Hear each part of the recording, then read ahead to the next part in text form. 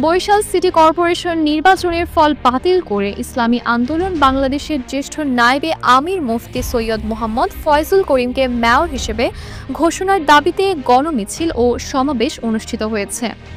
আজ শনিবার দুপুরে নগরের সদর রোডের অশ্বিনী কুমার হলের সামনে বরিশাল সিটি কর্পোরেশনের সর্বস্তরের জনগণ ব্যানারে এ কর্মসূচিতে বিভিন্ন শ্রেণী পেশার মানুষ অংশ নেন।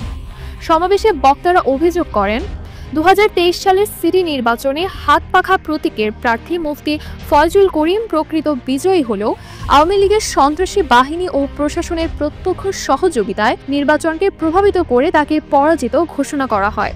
নির্বাচন কমিশন নিরপেক্ষ না থেকে নৌকা প্রতীকের পক্ষে পক্ষপাতমূলক ভূমিকা পালন করেছে বলে তারা অভিযোগ করেন।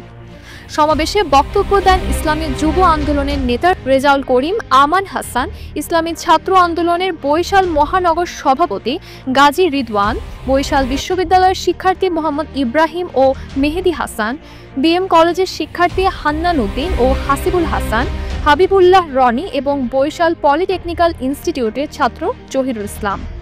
বক্তারা আরও বলেন, ভোটের দিন শহরে বিভিন্ন ভোট কেন্দ্রে হামলা, ভয়ভীতি প্রদর্শন ও জালিয়াতির মাধ্যমে জনমতকে বিকৃত করা হয়। বরিশালের জনগণ প্রকৃত বিজয়ীকেই মেয়র হিসেবে দেখতে চান। এই দাবিতেই নির্বাচনের ফল বাতিল করে মুফতি ফয়জুল করিমকে বৈধ মেয়র ঘোষণা করার আহ্বান জানান বক্তা।